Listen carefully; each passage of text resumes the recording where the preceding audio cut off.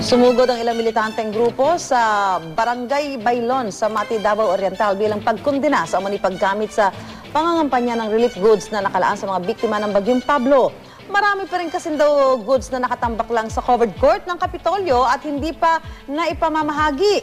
Paniwala ng mga nagprotesta, posibleng ginagamit ang mga ito sa pangangampanya ng partido ni re-electionist Davao Oriental Governor Corazon Malanyaon ng Nationalista Party. Pero tugon ng gobernadora, may bahid politika ang isinagawang protesta na may permit umano mula kay re-electionist Mati Mayor Michelle Rabat ng Liberal Party.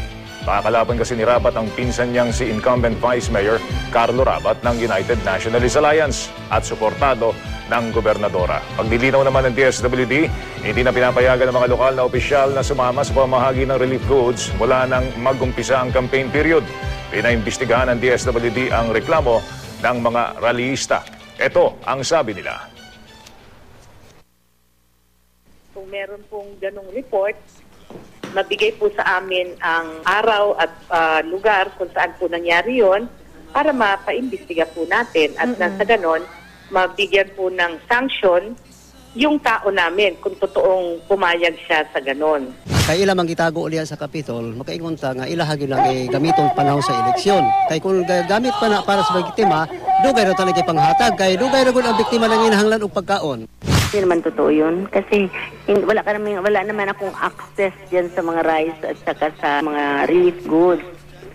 Kasi lahat yan nasa DSWD. And all of those rallies hindi nanggaling sa Davao Oriental. Ang bagyo, gikan pa natong Disyembre 4, unya kung ikaw tagaan og 5 ka kilo, 7 ka kilo, 2 ka kilo, og sulod sa 4 ka buwan, paigo ba ka na? Napaka-cheap na propaganda yan. Sina-challenge ko nga sila Prove your allegations. I will resign as governor.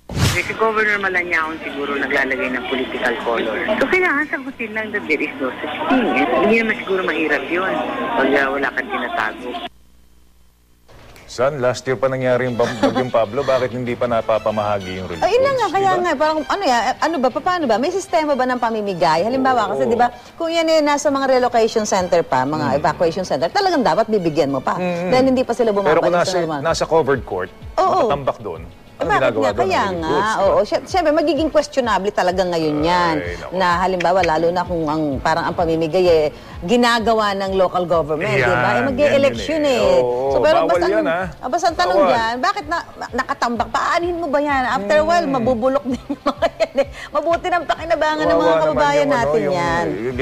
Masyado nating sinasamantala yung misery ng mga kababayan. Dyan yan, para ibigay. Bigyan na natin. Total naman para sa kanila yan. Pagka na expired dyan, naku, lalo na kung walang nakinabang. Yun ang mas masaklap niyan, di ba?